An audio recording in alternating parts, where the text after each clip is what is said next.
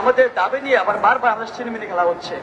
আমাদেরকে বলা হচ্ছে আমাদেরকে বারবার হাইকোর্টের বারান্দার পায়চারি করার জন্য অপতৎপরতা চালানো হচ্ছে।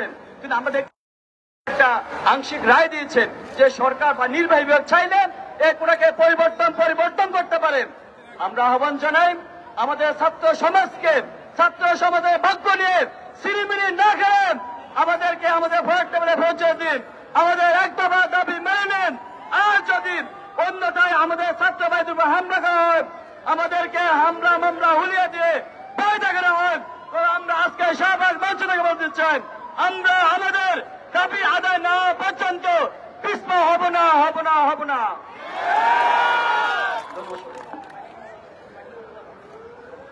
এই পর্যায়ে আমাদের সামনে বক্তব্য রাখবেন বৈষম্য বিরোধী ছাত্র আন্দোলনের অন্যতম সমন্বয়ক মাহিন।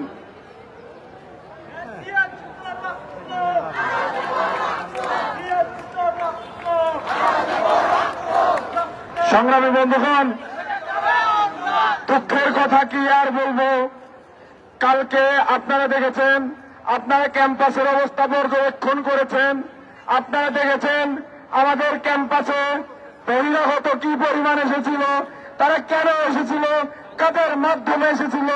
আপনাদের চিনতে হবে, আপনাদের বুঝতে হবে যে যেই ছাত্র সংগঠন বা যারা আমাদের এখানে আসার কথা, যারা আমাদের অধিকার নিয়ে কথা বলার কথা, যারা আমাদের পাশে দাঁড়ানোর কথা, তারা কিন্তু আমাদের পাশে দাঁড়ায়নি। বরঞ্চ আমার ভাইকে মারার জন্য, আমার বোনের উপর হামলা করার জন্য তারা বাইরে থেকে বাস এবং ট্রাক বোঝাই করে টোকাই ভাড়া করে নিয়ে এসেছিল।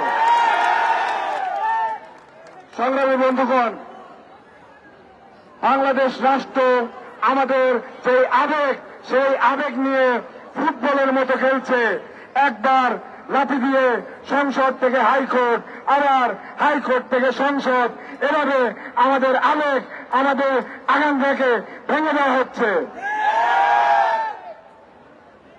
রবি ঠাকুর বলেছেন মানুষের উপর বিশ্বাস হারানো পাপ। আমার বিভাগের সম্মানিত অগ্রজ, আমার বাংলাদেশের কর্ণধার মাননীয় প্রধানমন্ত্রী শেখ হাসিনাকে উদ্দেশ্য করে বলতে চাই, মাননীয় প্রধানমন্ত্রী, আমাদের আবেগ বুঝতে হবে, আমাদের কথা শুনতে হবে, আপনার শুনতেই হবে। আমরা রাজপথে এসেছি আপনার পর্যন্ত আমাদের বক্তব্যকে পৌঁছে দেওয়ার জন্য। যদি সংসদে আইন পাশ করা না হয়, তার আগে আমরা রাজপথ ছাড়ছি না।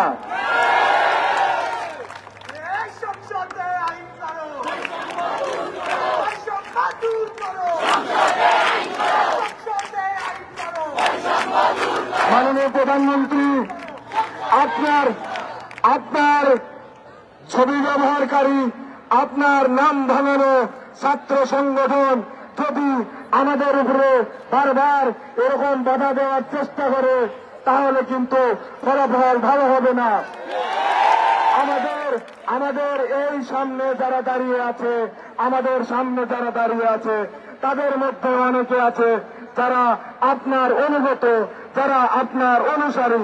এখানে এই আজকের আন্দোলনে সর্বদল সর্বমত সবাই এখানে এসেছে। এটা কারো একক কোন আন্দোলন নয়। মাননীয় প্রধানমন্ত্রী, যদি আমার পেটে কেউ লাথি মারে, তবে আমি কিন্তু বসে থাকবো না, আমি আমার অস্তিত্বের জানান অবশ্যই দেব। মাননীয় প্রধানমন্ত্রী, আমাদের দাবি কিন্তু এখন এক দফায়, অত জটিলতা নেই। আমরা শর্ত দিয়েছি 5%কে ডেডলাইন রেখে আপনি সংসদে আইন পাশ করবেন। আপনি জানেন সংসদে নারী আসন আছে 50টি সংরক্ষিত নারী আসন, সেটার জন্য কিন্তু আপনার আইন করতে হয়েছে। সেই রকম স্থায়ী আইন আপনি করে দেবেন, তারপর আমরা মাঠ ছাড়বো। তার আগে কিন্তু আমরা মাঠ ছেড়ে যাব না। মাননীয় প্রধানমন্ত্রী, আপনি আপনার অনুগত যে ছাত্র বাহিনী আপনার অনুগত যারা আছে তাদেরকে সেইভাবে বলে দেবেন, আমাদেরকে যেন বাধা দেওয়া না হয়। আমাদের প্রশাসনকে বলে দেবেন, আমার ভাইয়ের রক্ত যদি আর একবার ঝরে তাহলে কিন্তু ওই সংসদের দিকে আমি রক্তচক্ষু নিয়ে তাকাবো।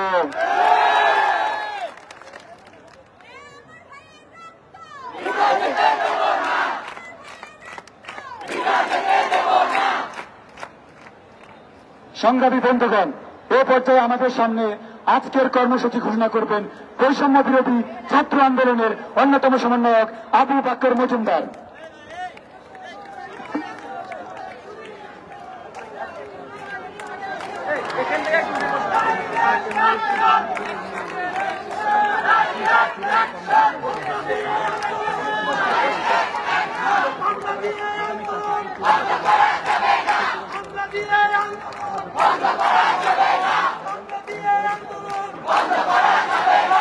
সারা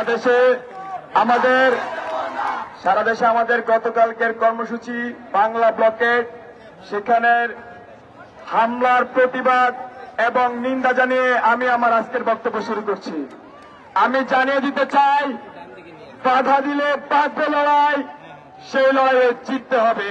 বন্ধুগণ, আমরা দেখেছি গতকাল আমাদের শান্তিপূর্ণ আন্দোলনে বাংলা ব্লকেটে সারা দেশের বিভিন্ন জায়গায় পুলিশ শিক্ষার্থীদের উপর হামলা করেছে। আমরা দেখি কুমিল্লায় আমার ভাইয়ের রক্তাক্ত হয়েছে, চট্টগ্রামে আমার ভাইদেরকে লাঠিপেটা করা হয়, পৌরবিতে ক্ষমতাসীন ছাত্র সংগঠনের সভাপতি আমাদের বৈষম্য বিরোধী ছাত্র আন্দোলনের এক সংগঠককে চট্টগ্রাম মারে তার তীব্র নিন্দা এবং প্রতিবাদ চালাচ্ছি। আমি বৈষম্য বিরোধী ছাত্র আন্দোলনের একজন সমন্বয়ক হিসেবে সারা দেশের সকল সংগঠক, সকল প্রতিনিধিদেরকে অভয় দিতে চাই, কোথাও যদি কেউ আমাদের উপর হামলা করে, হুমকি ধমকি দেয়, আমরা সকলে একসাথে তাদের বিরুদ্ধে সর্বাত্মক প্রতিরোধ করে তুলব।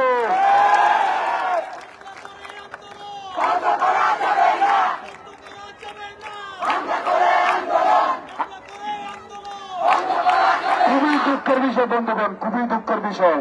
কালকে কুমিল্লা বিশ্ববিদ্যালয়ে এক সাংবাদিককে পুলিশ লাঠিচার্জ করে মাথা ফাটিয়ে দিয়েছে। আমরা দেখেছি শাহবাগে এক আমাদের সাংবাদিক বন্ধুর উপর এক আততায়ী আক্রমণ করেছে। আমরা তার নিন্দা জানাই। আমরা দেখেছি, আমরা বিগত 11 দিন খুবই শান্তিপূর্ণভাবে আমাদের আন্দোলন চালিয়ে গেছি, কিন্তু গতকাল সকাল থেকে বিভিন্ন মহল থেকে হুমকি ধমকি আসছিল। সেই হুমকি ধমকির প্রেক্ষিতে আমরা ক্যাম্পাসে দেখি ছাত্র এসে ভরে গিয়েছে। তারপরে কোন কুচক্রী মহল আমাদের আন্দোলনকে প্রশ্নবিদ্ধ করতে আমাদের সাংবাদিক বন্ধুর উপর হামলা করেছে। আমরা চাই তাদেরকে বিচারের আওতায় আনা হোক।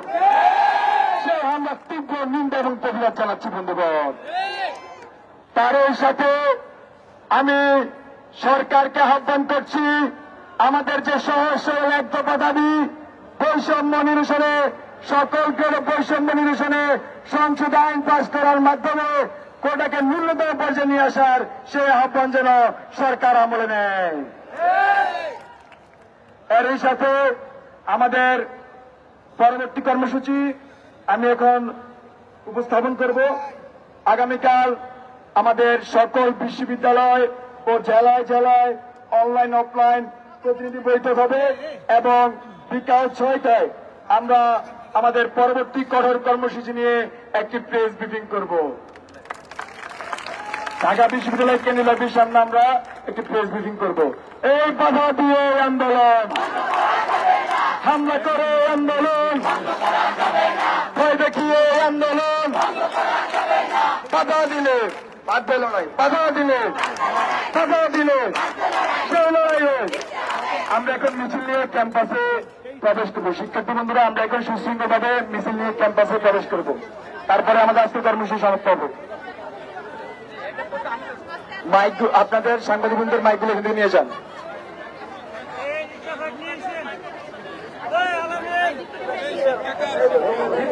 আমার আগামীকাল